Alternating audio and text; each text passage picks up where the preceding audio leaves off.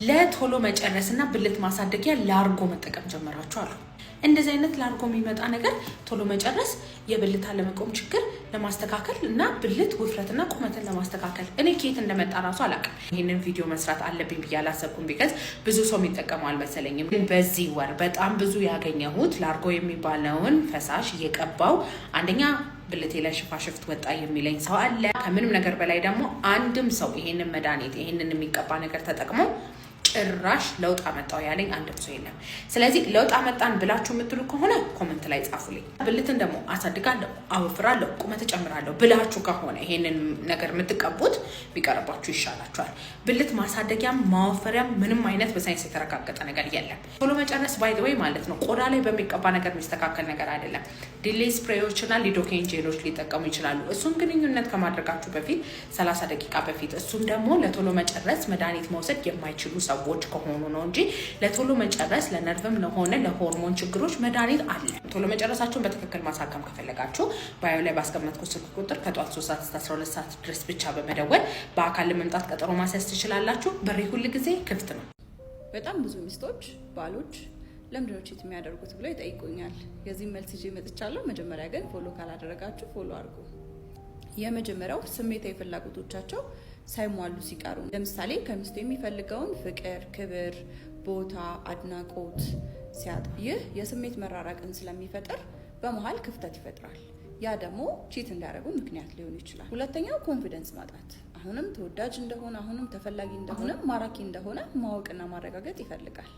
ስለዚህ በዚህ ምክንያት ቺት ሊያደርግ ይችላል። ሶስተኛው ጾታዊ ግንኙነት ላይ ችግር ሲኖር ቺት ሊያደርጉ ይችላሉ። እዚህ ላይ ብዙ ግንኙነት መፈለግ ብቻ ሳይሆን አዲስ ኤክስፒሪየንስ መፈለግ እንዲሁም ደግሞ ሳቲስፋክሽን የማጣት ጉዳይ ሌላ ሴት ጋር ሊወስዳቸው ይችላል ማለት ነው። የሴት ልጅ ዴት ማድረጊያ 4 መንገዶች። አንደኛ፣ ሴት ልጅ ወደ ላይ እንጂ ወደ ታች ዴት አታረግም። ይሄ ማለት ሴት ልጅ ምንጊዜም ቢሆን ዴቲንግ ፑሉ ላይ ኢኮኖሚያቸው ከፍተኛ የሚባሉ ወንዶችን ነው ዴት የምታረገው ማለት ነው። በኢኮኖሚ እኩያዋን ወይም ደግሞ የበታቸውን ምንጊዜም ቢሆን ዴት ማድረግ አትፈልግም። ሁለተኛ፣ ሴት ልጅ በእድሜ የሚበልጣትን ወንድ የበለጠ ትወዳለች። በተለምዶ የወንድ ልጅ እድሜ ለሴት ልጅ የሚጠቁማቸው አንዳንድ ነገሮች አሉ።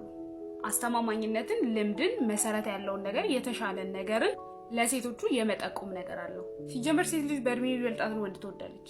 ሶስተኛ፣ ሴት ልጅ ለትዳር እኩልነትን አትፈልግም። ሴት ልጅ በባህሪዋ ለትዳር የምታስበው ወንድ በብዙ ነገር እንዲበልጣት ትፈልጋለች። ቅድም እንዳልኩት ኢኮኖሚው ሊሆን ይችላል፣ እድሜው ሊሆን ይችላል፣ ቁመቱ ሊሆን ይችላል፣ ልምዱ ሊሆን ይችላል። ቢያንስ ከ10 ነገር በ9 ነገር ወንዱ መብለጥ አለበት። ሴቶች ታዲያ እነዚህ ልዩነቶች ኢንጆይ ያደርጉታል። እነዚህ ነገሮች ሴት ልጅ በተፈጥሮ እንድትፈልጋቸው ተደርጋ የተፈጠረችባቸው ነገሮች ናቸው። ስለዚህ የሚፈታ ችግር አለ፣ የማይፈታ ችግር አለ፣ ጊዜያዊ ችግር አለ፣ ቀጣይነት ያለው ዘለቄታዊ ነገር ያለው ችግር አለ። አንቺ ማስተካከል የምትችይው ነገር አለ፣ ባለቤትሽ ማስተካከል የሚችለው ነገር አለ። አንቺ ማስተካከል የማትችይው ነገር አለ፣ ባለቤትሽ ደግሞ ማስተካከል የማይችለው ነገር አለ። አንቺ ማድረግ የሚገባሽ ነገር አለ፣ ማድረግ ደግሞ የማይገባሽ ነገር አለ። በነገራችን ላይ ተወዳችሁ ተፈቀራችሁ መኖር ከፈለጋችሁ ማድረግ የሚገባችሁና ማድረግ የማይገባችሁ ነገር ለይታችሁ ወቁ። የምትችሉትና የማትችሉትን ነገር ለይታችሁ ወቁ። የትኛው ነገር እንደሚስተካከልና የትኛው ነገር እንደማይስተካከል ለይታችሁ ወቁ። 20 ዓመት አብረው ኖሮ የሚስቱን ባህሪ እያወቀ በዛው መንገድ 20 ዓመት የሚጣላ ሰው አለ። 20 ዓመት በተመሳሳይ ነገር ስልክ አታንሽም ተብላ 10 ዓመት የምትተከሰስ ሴት አለ። እንዴት እድሜ ልክ ባለቤት ታመሻለ በሚል ትጠጣለ፣ እንዴት እድሜ ልክ ይከሰሳል? የእውነት አስተውሉ። የትኛው ነገር ባለቤቴ ማስተካከል ይችላል፣ የትኛው ነገር ማስተካከል አይችልም፣ የትኛው ነገር ጊዜያዊ ነው፣ የትኛው ነገር ዘለቄታዊ ነው፣ የትኛው ነገር መፍታት እችላለሁ፣ የትኛው ነገር መፍታት አልችልም ብላችሁ በትክክል ችግራችሁን እወቁ። ባልና ሚስቶች ከሆናችሁ ባለትዳርም ከሆናችሁ ያላገባሽ ሴትም ከሆንሽ በትክክል ችግርሽን እወቂ። በትክክል ችግርሽን አወቅሽ ማለት መፍትሄው ጋር ደረስሽ ማለት ነው። በትክክል ችግራችሁን ካወቃችሁ መፍትሄ ጋር ደረሳችሁ፣ ያኔ በሰላም በፍቅር በደስታ ከባሎቻችሁ ከሚስቶቻችሁ ጋር ትኖራላችሁ ማለት ነው። ለበለጠ መረጃ 09774050 ላይ ደውሉ። ያላገባችሁ ራሳችሁ ላይ መስራት የምትፈልጉ ሴቶች ካላችሁ፣ ያላገባችሁ ወጣቶች ካላችሁ፣ ፋሲካ ላይ የማግባት ሐሳቡ ያላችሁ ሰዎች ካላችሁ በጣም በአጭር ቀናት ውስጥ የሚጠናቀቅ ስልጠና ነው። ስልጠናውን ለመመዝገብ 09774050 ላይ ደውሉ። ፍለፊታችን ባለ ሰኞ ይጀምራል። እንዳያመልጣችሁ ቀድማችሁ ተመዝገቡ። የዛሬ 5 ዓመት ትዳርሽ ምን እንደሚመስል ማወቅ ከፈለግሽ ይሄን ቪዲዮ ተመልከች። ትዳሬ አደጋ ላይ ነው፣ ለውጥ እፈልጋለሁ፣ ግን ከየትና መቼ መጀመር እንዳለብኝ አላውቅም ለምትይው እህቴ ዛሬ አንድ ነገር ላስታውስሽ። መልካም ወይም ጤነኛ ትዳር በአንድ ቀን የሚፈጠር ነገር አይደለም። ነገር ግን ሁለታችሁም ቀን በቀን የምትሰሩበትና የምትለፉበት ነገር ነው። እያንዳንዷ ውሳኔሽ፣ እያንዳንዷ የምትመልሻት መልስ፣ እያንዳንዷ የምትሄጂው አካሄድ ቤትሽን እየሰራ ወይ እያፈረሰ ይመጣል። ስለዚህ ልንገርሽ ዛሬ አሁን ይህን ቪዲዮ ካየሽ ሰዓት ጀምሮ አሁን በዚህ 1 ሰዓት ውስጥ የምትመርጪው ምርጫ፣ የምትወስኚው ውሳኔ፣ የምትመልሺው መልስ ነገ ትዳርሽ የት ቦታ እንደሚደርስ ይወስነዋል። ስለዚህ ቀጠሮ አትያዢ። አንድ ካየሽው ክፍተት ጀምሪ። በነገራችን ላይ ትዳሩ ይቀየራል አለን እንጂ አንቺ ነሽ የምትቀየሪው። ስለዚህ የዛሬ ዓመት ወይም 5 ዓመት ትዳርሽ ወዴት እንደሚሄድ ማወቅ ከፈለግሽ ዛሬ አንቺ ወዴት አቅጣጫ እየሄድሽ እንደሆነ ራስሽን ጠይቂ። ሻለው እናትና ሚስትህን አንድ ቤት አስገብተ ሰላም አጣው ለምትል ወንድ ይሄ ቪዲዮ ላንተ ነው። ወይ ሚስትህንና እህትህን ወይ ደግሞ ወንድምህንና ሚስትህን ወይ ደግሞ እናትህንና ሚስትህን አንድ ቤት አስገብተ ሰላም አጣውኝ የሚስቴ መሆን አልቻልኩም፣ የእናቴ መሆን አልቻልኩም፣ ሚስቴ ጋር መሆን አልቻልኩም፣ እህቴ ጋር መሆን አልቻልኩም ለምትል ወንድ ይሄ ቪዲዮ ላንተ ነው። እኔ መጽሐፍ ቅዱስ ሰው እንዴት እንደሚቃወም በጣም ይገርመኛል። እና ተቸግራ ሚስት ከእህት ጋር ልትኖር ትችላለች። ተዋደው ተከባብረው የሚኖሩ ሰዎች አሉ። በዚህ ዘመን ሚስት ከቤተሰብ ጋር ሆና ቤተሰብ ከሚስት ጋር ሆኖ ተዋደው የሚኖሩ ሰዎች አሉ። አንዳንድ ቤት ደግሞ ችግር ከሆነ ችግሩን ማትፈታው ከሆነ ትዳርህን መፍታት አይቀርም። ሚስት እናት ናት። መጽሐፍ ቅዱስ ሰው እናት አባቱን ይተዋል ከሚስቱ ጋራ ከባለቤቷ ጋራ አንድ ትሆናለች ነው የሚለው። ባለቤትህም የራሷ ችግር አለባት፣ እናትህም የራሷ ችግር አለባት። አንዳንዱ በቃ ልጅነቱን እንዳልጨረሰ ሰው አሁንም እናቱ ጋር ተጣብቆ ነው ያለው። መጣበቅ ከእናት ጋር ችግር የለውም። እናትን መውደድ ክብር ነው፣ በጣም ደስ የሚል መባረክም ነው። ነገር ግን የእናትህን ፍቅርና የሚስትህን ፍቅር መቀላቀል የለብህም። በተቻለ መጠን የእናትህን ለብቻ ሚስት በተለይ የማይስማሙ ከሆነ እኔ በጣም ብዙ አይነት ከስተመሮች ይገጥሙኛል። አንዳንዱ በገዛ እጁ ረመጥ ላይ ይቀመጥና ከዛ በኋላ ከስራ አቃጠለኝ ከላይ አንገበገበኝ ምናምን ነገር ይላል። እናትህና እህትህ የማይስማሙ ከሆነ ለሁለቱም መስመር አበጅላቸው። ታዲያ ወንድነት ምን ጋር ራስነት ምን ጋር ነው? ሚስትህን ማመን ያለብህ ቦታ ላይ ሚስትህን እመን፣ እናትህን ማመን ያለብህ ቦታ ላይ እናትህን እመን። እናትህንም ያዛት ሚስትህንም ያዛት። ከእናትህ ጋር እልህ አትጋባ፣ ከሚስት ጋር እልህ አትጋባ። ከእህቱ ጋርም እልህ አትጋቢ፣ ከባለቤትሽ ጋርም እልህ አትጋቢ። አንዳንዶቹ በቃ አምጥተው ሁለቱን አንድ ላይ ያስቀምጣሉ። በተለይ እህት አንዳንድ ጊዜ ፉክክር ውስጥ ይገባሉ፣ እልህ ውስጥ ይገባሉ። ምናልባት እንደዚህ አይነት ሴት አንቺም ነገ ትዳር ትይዥና ይሄው ያደረግሽው ነገር ተመልሶ ይመጣል ወደ ህይወትሽ። የወንድምሽ ሚስት ናት። አንቺ እሱ ብትፈታው እኮ አንቺ አታገቢውም። አንቺ እህት ነሽ። በቃ የእህት ቦታ ነው ያለሽ። እናትም የእናት ቦታ ነው ያለች። እናት ሚስት መሆን አትችልም። ሚስት እናት መሆን አትችልም።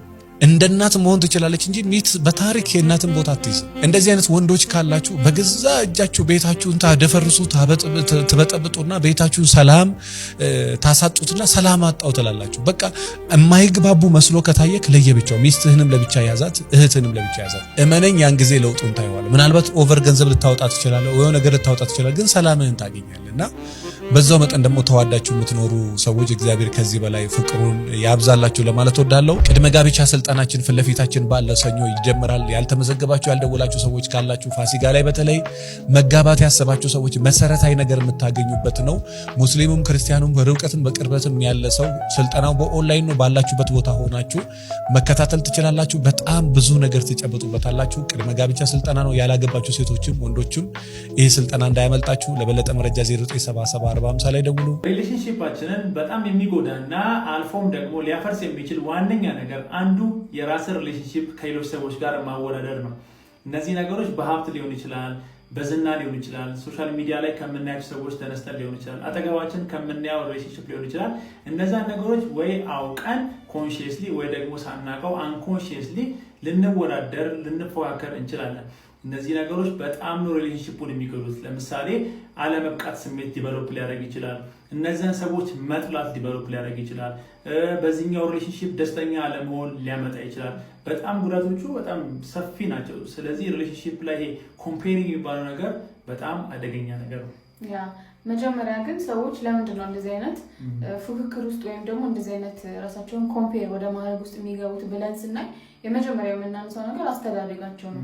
ይህም ደግሞ በሚያድጉበት ሁኔታ ወላጆቻቸው ወይም ማሳደጊዎቻቸው ከሌላ እህትና ወንድሞቻቸው ጋር ወይም ደግሞ አካባቢያቸው ላይ ካሉ ከእድሜ እኩዮቻቸው ጋር እያወዳደሯቸው የሚያሳድጓቸው ልጆች ሊሆኑ ይችላሉ። ስለዚህ ሁልጊዜ የሆነ ፍቅር ለማግኘት የሆነ ሽልማት ለማግኘት በቤተሰቦቻቸው ወይም በኬር ጊቨሮቻቸው ተቀባይነትን ለማግኘት ሁልጊዜ የተሻለ ሆነው መገኘት አለባቸው። ስለዚህ አድገውን በሪሌሽንሺፕ ውስጥ ሲሆኑ ያሉበት ሪሌሽንሺፕ በቂ እንደሆነ አይሰማቸውም። ሁሌ ውስጣቸው የተሻለ ነገር ይፈልጋል። ኢቭን በጣም ጥሩ ሪሌሽንሺፕ ላይ ሆነው የሌላ ሰው የሚያዩ ሰዎች ይኖራሉ በአካባቢያችን እና ይህ በጣም ጎጂ ነገር ነው። ስለዚህ ራሳችን ላይ መስራት አለብን። ያለን ነገር ላይ ሳቲስፋይ መሆን በጣም ትልቅ ነገር ስለሆነ ማለት ነው። ኤግዛክትሊ ምንም ቢሆን የኛ ሪሌሽንሺፕ የራሱ የሆነ ዩኒክ ነገሮች አሉት። ከዛ ደግሞ መስራት የምንችላቸው ነገሮች ላይ እየሰራን እያሳደግ ነው ሪሌሽንሺፓችንን ካልቲቬት ማድረግና ደስተኛ የሆነ ህይወትን መምራት እንችላለን። የራስ ሪሌሽንሺፕ ከሌላ ሪሌሽንሺፕ ጋር ማወዳደር በጣም አደገኛና ሪሌሽንሺፕን የሚያፈርስ ነገር ነው።